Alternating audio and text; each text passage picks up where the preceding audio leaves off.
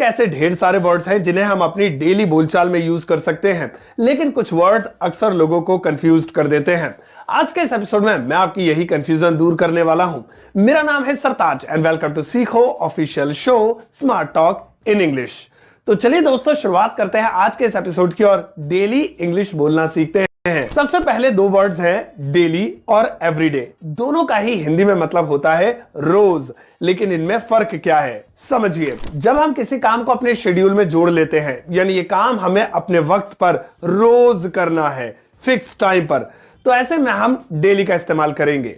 मैं रोज स्कूल जाता हूं। यहां स्कूल जाना अपने टाइम पर फिक्स्ड है कि इसी टाइम पर मुझे स्कूल जाना है, तो मैं कहूंगा I go to the school daily. और जब कोई काम हम रोज तो करते हैं लेकिन उसका कोई फिक्स्ड टाइम नहीं है, तो ऐसे में हम एवरीडे का इस्तेमाल करेंगे। मैं रोज सीखो ऐप पर इंग्लिश सीखता हूं। I learn English on the सीखो ऐप एवरी डे। अगला है लिसन और हियर। दोनों का ही मतलब होता है सुनना, लेकिन जब कोई चीज हम अपनी मर्जी से सुनते हैं तो ऐसे में लिसन का इस्तेमाल करेंगे।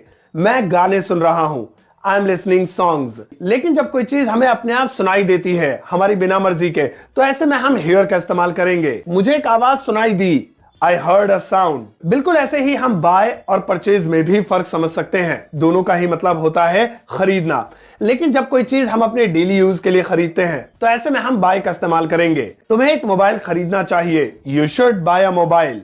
लेकिन जब कोई चीज हम इन्वेस्टमेंट के लिए खरीदते हैं तो ऐसे में हम परचेज का इस्तेमाल करेंगे।